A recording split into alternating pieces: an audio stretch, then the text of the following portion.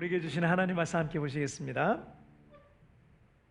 자, 오늘 우리에게 주신 하나님 말씀은 요한복음 4장 39절부터 42절까지의 말씀 보시겠습니다.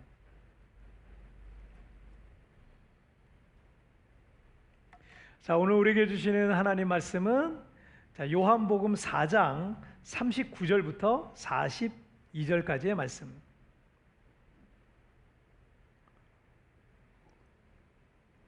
자, 요한복음 4장 39절부터 42절까지의 말씀. 자, 우리 한 절씩 교독할 때 제가 39절 말씀 먼저 봉독해 올리겠습니다. 여자의 말이 내가 행한 모든 것을 그가 내게 말하였다 증언하므로 그 동네 중에 많은 사마리아인이 예수를 믿는지라. 사마리아인들이 예수께 와서 자기들과 함께 유하시기를 청하니 거기서 이틀을 유하시며 예수의 말씀으로 말미암아 믿는 자가 더욱 많아 그 여자에게 말하되 이제 우리가 믿는 것은 내 말로 인함이 아니니 이는 우리가 친히 듣고 그가 참으로 세상의 구주신 줄 알미라 하였더라. 아멘. 자, 오늘 말씀의 제목은 인플루언서라는 제목을 가지고 우리가 함께 말씀을 좀 나누도록 하겠습니다. 제가 한 2005년쯤이었던 걸로 기억하는데 그 호주의 힐송 컨퍼런스라고 있어요. 힐송 교회에서 하는 매년마다 개최되는 이 힐송 컨퍼런스에 참석했던 적이 있었습니다. 그 컨퍼런스의 주제가 몇 가지가 있었어요. 근데 이제 주제를 뭐 하나의 어떤 문장으로 하는 게 아니라 그 단어 몇 가지를 이렇게 놓고 주제를 했나요? 3-4가지였던 것 같아요. 근데 거기서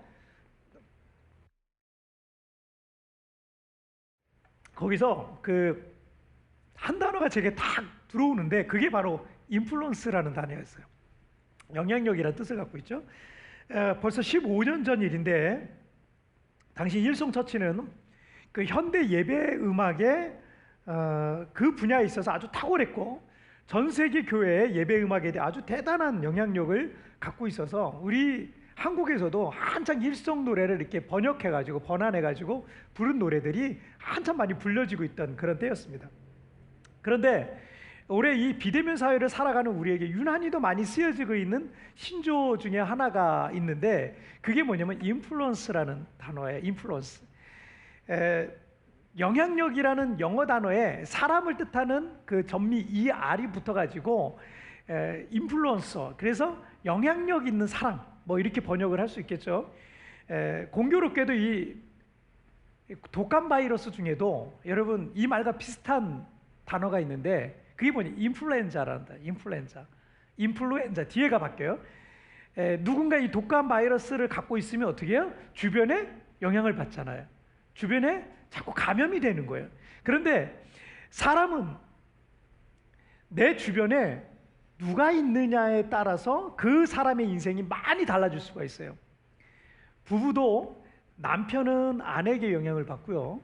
아내는 또 남편에게 그것이 선한 것이든 악한 것이든 어떤 영향을 받게 돼 있어요. 또한 자녀들은 부모님에게로부터 많은 영향을 받을 수밖에 없고요. 성장기 때는 어떤 선생님을 만나느냐 역시 아주 매우 중요한 것 중에 하나일 것입니다. 교회에서도 어떤 분하고 여러분 가까이 지내느냐 역시 굉장히 중요해요. 이 교인이라고 다 완벽하진 않고 때로는 세상적인 그런 모습이 변화되지 않고 여전히 부정적인 그런 성향이 변화되지 않아서 교회를 분명 다니시긴 하는데 입에는 늘 부정적인 말이 세상적인 어떤 습관들과 태도와 자세들이 아직 변하지 않는 그런 분들이 사실은 많이 있어요. 뭐 어쩔 수 없는 거예요. 그런데 그런 사람 옆에 있다 보면 어느 순간 나 역시도 거기에 전염되어 버릴 수 있는 거예요. 사실은 이제 그런 분들이 세상적인 것들을 아직 여전히 포기하지 못하고 그렇게 살아가는 분들이 교회에 오셔서 좋은 분들을 많이 만나시고 교제하시고 그러시면서 사실은 그런 분들에게 영적으로 전염되는 게 사실은 가장 이상적이죠. 근데 반대의 경우도 있어요. 사람은 어떤 책을 통해서도 우리는 영향을 받을 수 있고요. 어떤 미디어를 접하느냐도 아주 중요하죠.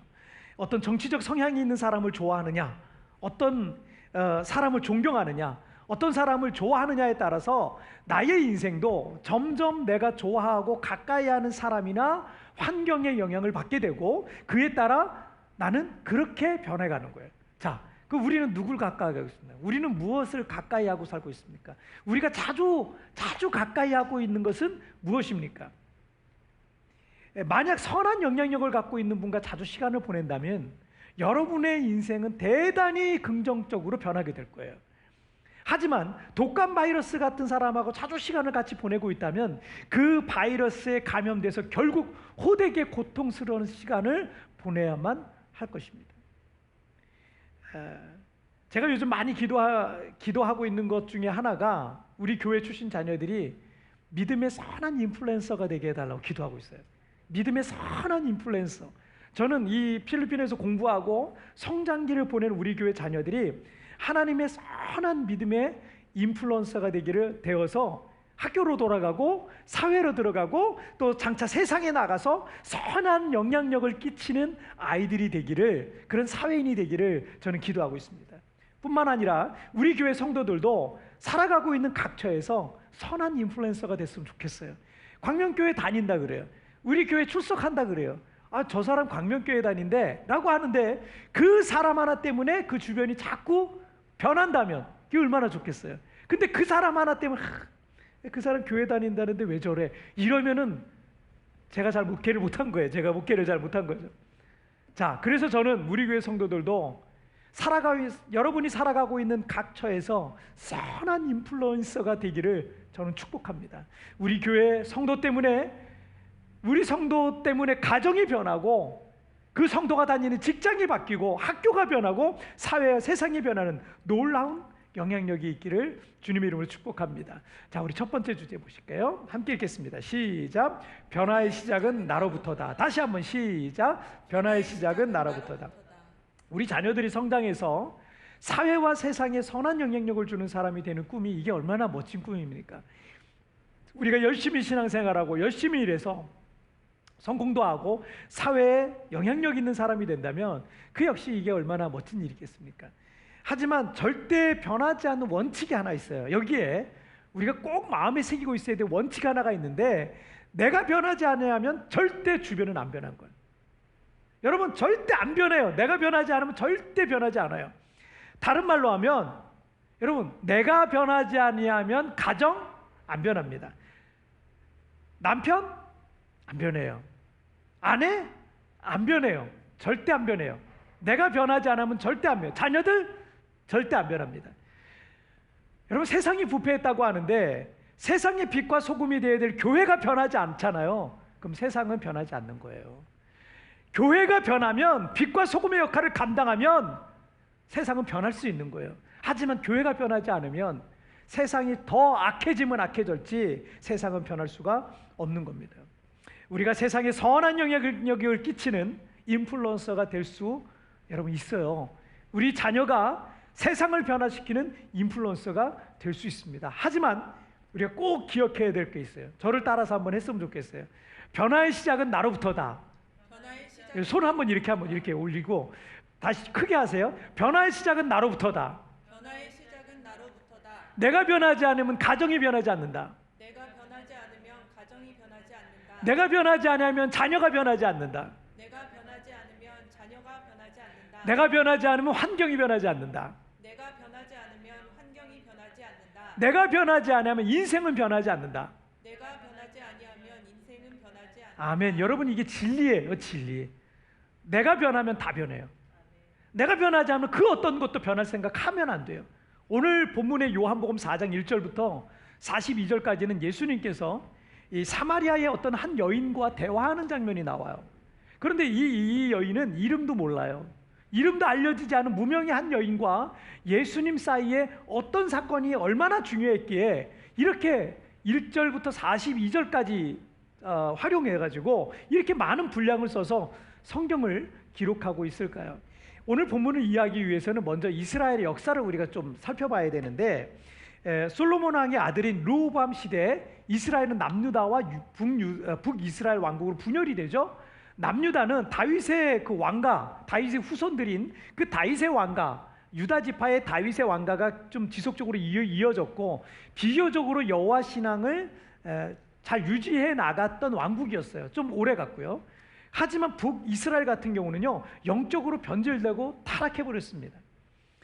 사마리아는 북이스라엘의 수도였고 또 BC 722년에 북방의 그 아수르에 의해서 북이스라엘은 멸망당하게 됩니다.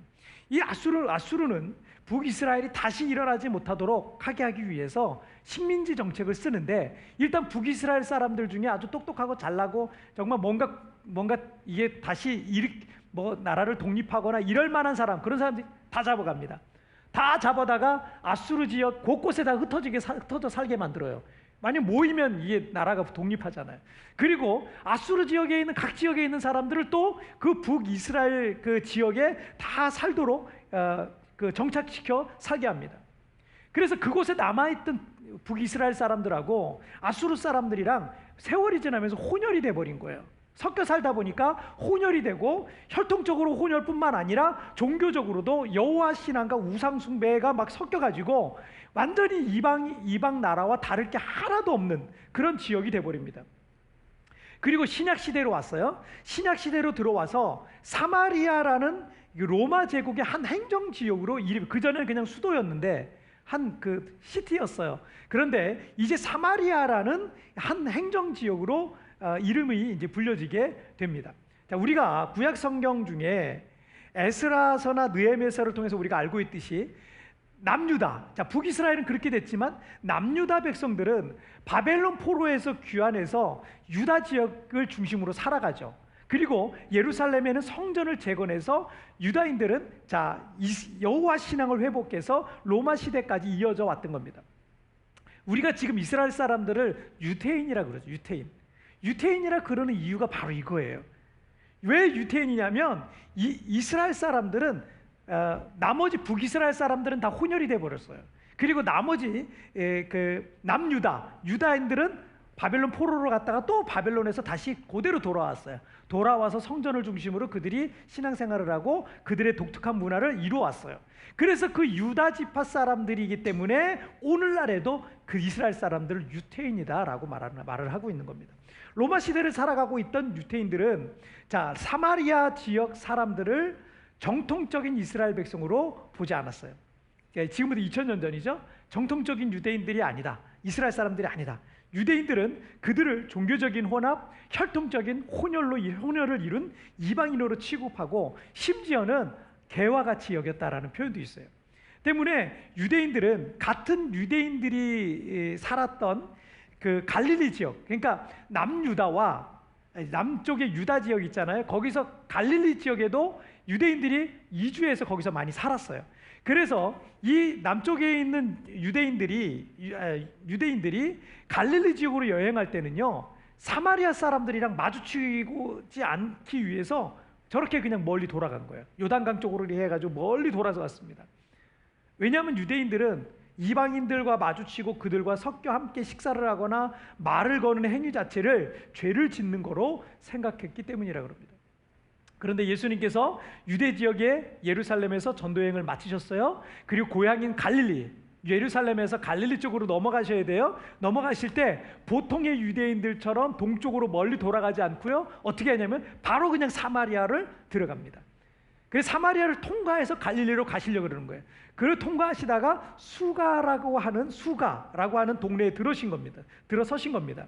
그리고 그것의 한 우물에서 아무도 오지 않는 시간대인 낮 12시에 물을 기르러 온 한 여인을 만나게 되는 거예요. 이 여인이 한낮에 뜨거운 태양이 내리쬐는 이 시간대에 물을 길러 온 것은 다른 사람들과 마주치고 싶지 않아서예요. 그녀는 그 동네에서 그리 평판이 좋지 않았습니다. 남자를 이미 여러 번 바꿔가며 지금은 6번째 남자와 동거를 하고 있던 중이었습니다. 때문에 그녀가 지나갈 때면 사람들이 수군거렸어요. 손가락질하기도 하고, 심하게는 그 여인이 다 듣도록 어떻게 저런 여자가 우리 동네에 와서 동네 이미지가 참 안 좋아졌네. 저 여자는 저런 여자의 저 모습 때문에 애들 교육도 안 좋아. 저 여자는 천벌을 받을 거야. 막 이런 모욕적인 말도 서슴지 않았던 거예요. 하지만 예수님께서는 그 모든 사람들에게 외면당하고 손가락질 받는 죄인인 그 여인과 영적인 비밀에 대해서 말씀을 하시면서 내가 그 메시아다라고 이제 말씀을 전해주시게 된 거죠. 예수님은 그 여인이 얼마나 많은 죄를 짓고 있는지, 어떤 생활을 하고 있는지 이미 너무나 잘 알고 있었어요. 하지만 영원한 생명의 샘물인 그리스도를 마음에 영접할 때 너는 영원히 목마르지 않게 될 것이다 라고 말씀하시면서 이제 구원의 초청을 하시게 된 거죠. 자, 28절에서 29절의 말씀을 한번 보실게요. 28절, 29절 함께 읽겠습니다. 시작. 여자가 물동이를 버려두고 동네로 들어가서 사람들에게 이르되 내가 행한 모든 일을 내게 말한 사람을 와서 보라. 이는 그리스도가 아니냐 하니. 자, 이 사마리아 여인은 사람들하고 마주치는 게 싫어서 중동 지역의 뜨거운 태양이 강렬한 정오에 나가서 물을 길어 오던 사람이었어요. 그런데 그 물동이를 어떻게 해요? 그 물동이를 버려두고 동네로 뛰어들어가서 사람들에게 예수님을 전했다는 거예요. 그 여인의 내면에 뭔가 엄청난 변화가 있지 않고서는 이런 일이 있을 수가 없어요. 왜냐하면 사람들을 꺼려해가지고 난 12시에 물 길으러 왔는데 지금 그 물동이 버려놓고 사람들에게 자기가 직접 가고 있는 모습이죠. 자, 그리고 오늘 본문인 39절 말씀을 한번 보실게요. 39절 함께 읽겠습니다. 시작. 여자의 말이 내가 행한 모든 것을 그가 내게 말하였다 증언하므로 그 동네 중에 많은 사마리아인이 예수를 믿는지라. 누군가를 여러분 전도한다는 게 얼마나 어렵습니까? 그렇게 예수 믿으라고 해도 또 교회 나오라고 해도 사람 마음 하나 움직이는 거 그거 쉽지가 않아요. 제가 우리 교회 한 번 다녀간 사람, 2번 다녀간 사람, 뭐 이런 사람들도 있잖아요. 가끔 왔다 간 사람, 뭐 이런 사람 있잖아요. 만나가지고 교회 좀 오시라고 잘 안 돼요. 그게 이게 사람 마음이 움직인다는 게 쉽지가 않아요. 그런데 그 여인의 말을 듣고 많은 사마리아의 사람들이 예수님을 믿게 되었다는 거예요. 도대체 이 여인이 어떻게 말했기에 이런 엄청난 일이 벌어진 것일까요? 사실 성경에는 뭐 그 내용에 대해서 자세히 말씀하고 있지는 않지만 사람들이 아마 이렇게 생각해요. 그 여인이 뭔가 이전에 볼 수 없었던 모습을 보게 된 거예요. 저 여자가 저런 여자가 아닌데 왜 저런 얘기를 하지? 이런 거예요. 그 여인의 그 표정과 또 말투와 어떤 진지함과 하여튼간 이 사람들이 사마리아 동네 사람들이 느끼기에 정말 이전에 느끼지 못했던 그런 어떤 모습에서 그런 진지함에 압도돼서 예수님을 믿게 된 거예요. 이게 그 여인에게 엄청난 변화가 있었다라는 걸 우리가 짐작을 해볼 수가 있어요. 만약에 이 여인이 변화되지가 않았어요. 변화된 모습이 보이지 않았다면 사람들은 어떻게 했겠어요? 그냥 변화된 모습이 아니야. 그런데 그 여자가 그런 얘기를 해요. 그럼 어떻게 생각하겠어요? 저 여자가 남자에 미쳐 살더니 이제는 귀신이 들렸나? 갈릴리 촌사람을 메시아라고 말하다니 참 미쳤구나. 이랬을지도 몰라요. 또한 그녀의 말에는 힘이 없었을 거고 누구도 그녀의 말을 믿지 않았을 뿐만 아니라 누구도 예수님을 그리스도로 영접하지 않았을 겁니다. 이 여인의 변화가 그때까지 아무도 구원받은 사람이 없었던 사마리아 성의 구원으로 이루어진, 그때까지 구원받은 사람이 없잖아요. 근데 사마리아 성의 구원으로 이어진 거예요. 이 여인이 변하지 않았다면 사마리아에 살던 사람들이 예수님을 믿었겠습니까? 그런데 변할 것 같지 않던 사람 한 사람이 변하니까 그 도시가 변한 거예요. 여러분, 그래서 우리가 전도하다 보면은 변할 것 같지 않은 사람이 있어요. 그 사람 한 사람 변하잖아요. 그 주변에 믿지 않는 사람 엄청 많습니다. 그런 한 사람 예수님 믿으면요 전도될 사람 정말 많아요. 이 여인이 사마리아의 인플루언서가 된 거예요. 자, 우리는 남편이 변하길 바라고, 아내가 변하길 바라고, 자녀가 변하길 바라고, 환경이 변하기를 바라고, 주변이 변하길 바라는 마음이 크지만 이런 바람은요, 그런 마음은 첫 단추가 잘못 끼워진 거예요. 그런 것처럼 시작부터가 잘못된 거예요. 아무리 죄가 많고 부족한 사람이라 할지라도 한 사람이 바뀌니까, 오늘 본문에 보니까 한 사람이 바뀌니까 주변 사람들과 환경들이 따라서 변하는 거예요. 따라서. 가장 어리석은 사람이 뭐냐면 남 탓하는 사람이에요. 저 사람 때문에 우리가 이렇다고, 저 사람 때문에 내가 이렇다고, 저 사람 때문에, 남 탓하는 사람이 가장 바보 같은 사람이에요. 이 사람은요 평생 좋은 날 볼 수가 없어요. 남 탓만 하다 끝나는 거예요. 하지만 내가 변하면요, 내 주변에 내가 그토록 변화되기를 바랬던 그 환경들 있잖아요. 내가 변하면 내가 그토록 원하던 그 환경들이 어느 순간 만들어져 있어요. 이게 하나님이 하시는 일이에요. 할렐루야. 변화의 시작은 나로부터라는 것을 여러분 항상 기억하시기를 주님의 이름으로 축복합니다. 자, 우리 두 번째 주제 보실게요. 함께 읽겠습니다. 시작. 믿음의 인플루언서가 되라. 다시 한번 시작. 믿음의 인플루언서가 되라. 세상에는 여러 종류의 인플루언서들이 있습니다. 유튜버나 인스타그램 같은 그 미디어를 통해서 유명해져서 큰 돈을 버는 사람들도 있고요. 이 인플루언서라는 말을 주로 이제 이런 유튜버 같은 사람들을 통해서 많이 또 얘기를 했는데, 또는 뭐 사회 여러 영역 속에서 다른 사람들에게 도전을 주고 그 분야의 모델이 되는 인플루언서도 있을 것이라고 생각합니다.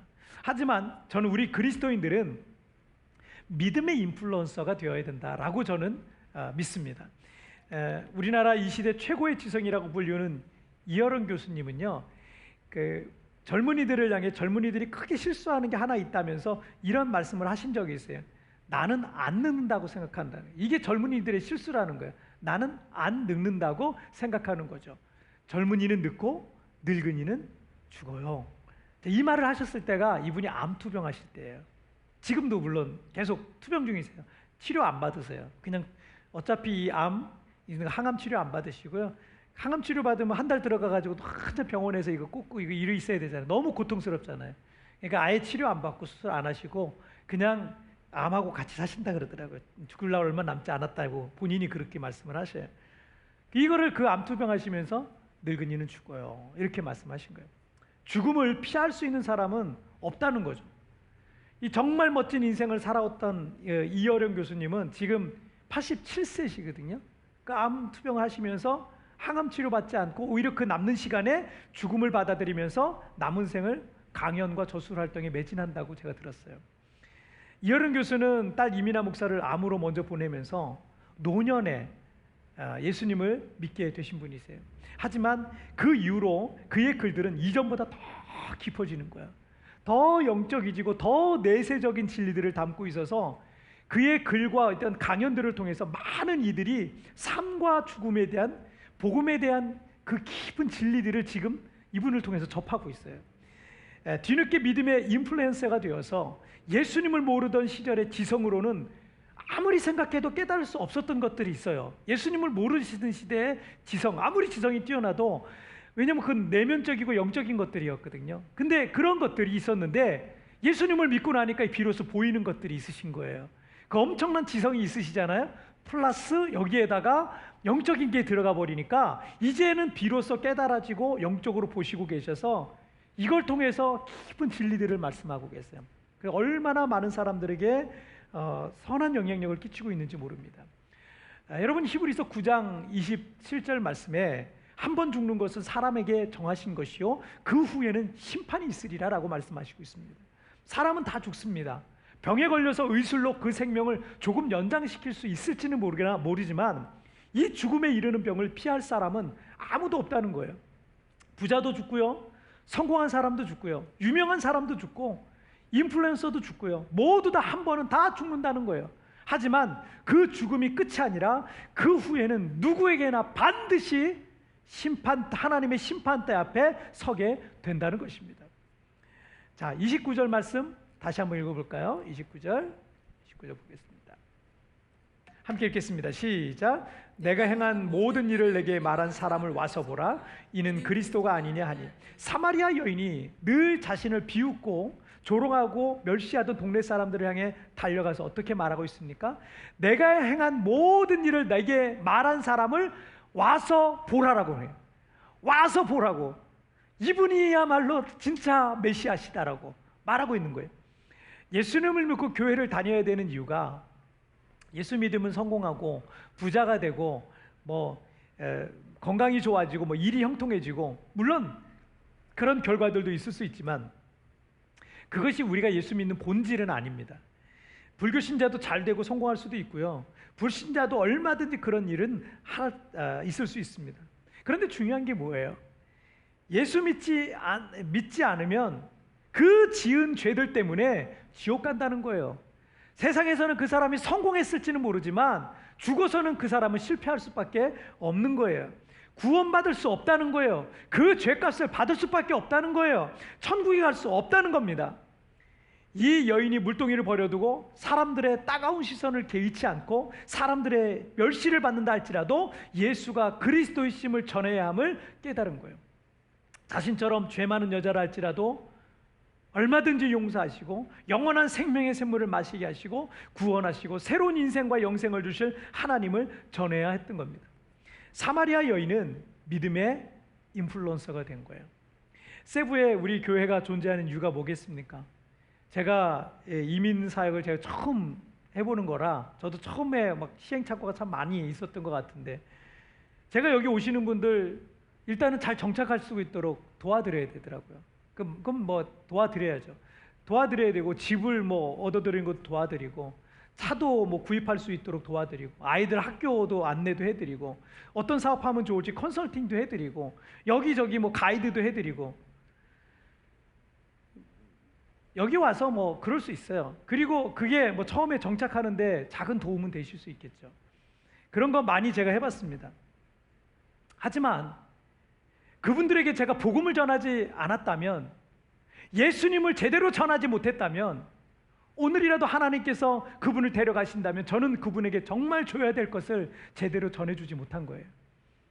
여러분이 여기 처음 오시면 아무것도 모르시니까, 여기에 먼저 살고 계신 분들, 오래 살고 계신 분들이랑 교제도 하고 그분들에게 뭐 도움도 받고 안내도 받고, 그분이 그러다 보니까 그분이랑 밥도 자주 먹고, 뭐 아는 사람이 일단 많지 않으니까 그분이랑 만나는 횟수가 늘고 밥도 자주 먹고 차도 자주 마시고, 어느 순간 그분이 교회보다 좋아지는 거예요. 교회보다 좋아지고 하나님보다 더 믿어지는 거예요. 하나님 말씀보다 그 사람 말을 더 믿게 되더라고요. 그리고는 어떻게 되냐면 그분하고 형님 동생하고 언니 동생, 형님 동생 언니 동생이 나쁘다는 얘기가 아니에요. 근데 그렇게 형님 동생하고 언니 동생하고 죽고 못 사는 관계로 발전을 하더라고요.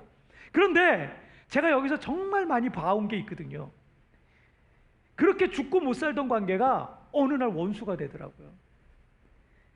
이 세부라는 도시가 나중에 역겹게 느껴지고 빨리 떠나고 싶은 땅이 되어, 그래서 이 땅을 도망치듯이 그냥 떠나버리시는 그런 분들을 제가 너무나 많이 봤어요.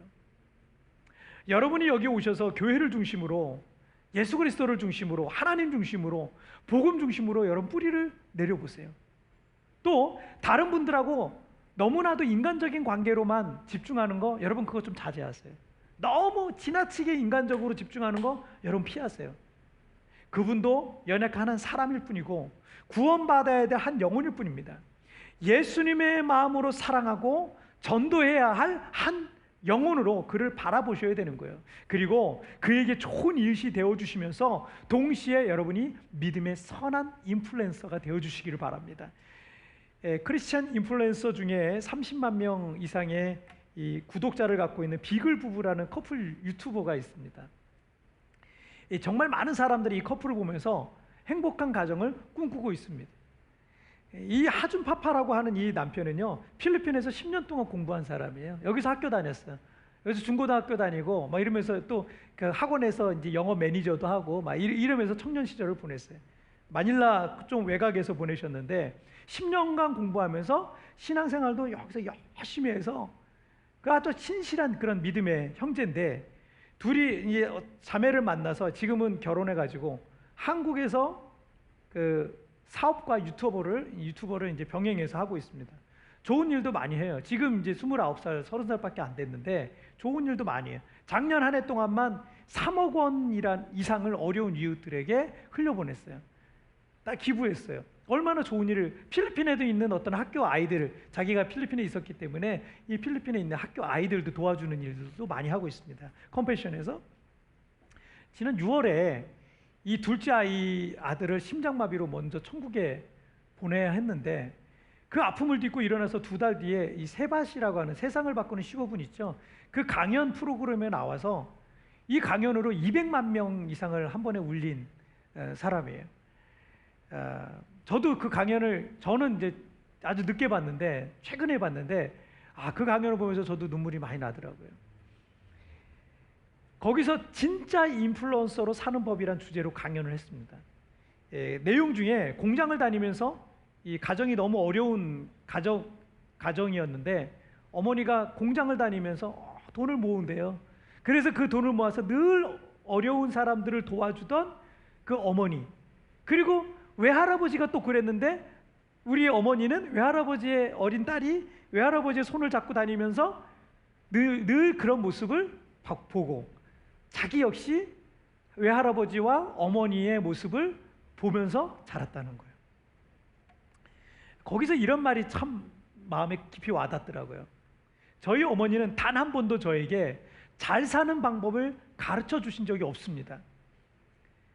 저희 어머니는 저에게 남이 잘 살게 하는 방법을 더 많이 가르쳐 주셨어요. 정말 하나님을 사랑하고 이웃을 내 몸처럼 사랑하는 사람들이 여러분 진정한 믿음의 인플루언서라는 것입니다. 그렇게 외할아버지와 어머니를 통해서 이웃을 섬기는 마음을 믿음의 유산으로 받게 되어서 자신도 그런 마음을 갖게 되었다라는 겁니다. 원래는 이제 신학교 가서 목사님이 되고 선교사님이 되려고 했던 그런 마음도 있었다 그러더라고요. 그래서 그는 자기 아들에게 이렇게 말해 줄 것이라 그럽니다. 아빠는 네가 잘 사는 것보다 누군가를 잘 살게 만들어주는 삶을 살았으면 좋겠어. 그게 아빠를 가장 기쁘게 하는 일이야.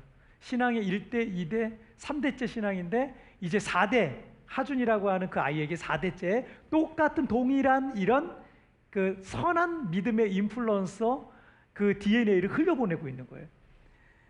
저는 이 필리핀에서 자라는 우리 아이들이 이런 믿음의 인플루언서가 되기를 축복합니다. 저는 우리 교회 성도들이 하나님과 이웃을 내 몸과 같이 사랑하는 사랑의 인플루언서들이 되기를 소망합니다. 그런 믿음의 인플루언서가 많아질수록 세상은 하나님의 나라에 더 가까워질 것입니다. 할렐루야. 자, 오늘 말씀 정리해 볼게요. 오늘 두 가지 말씀 나눴죠. 자, 함께 읽겠습니다. 시작. 변화의 시작은 나로부터다. 믿음의 인플루언서가 되라. 다시 한번 시작. 변화의 시작은 나로부터다. 믿음의 인플루언서가 되라. 예.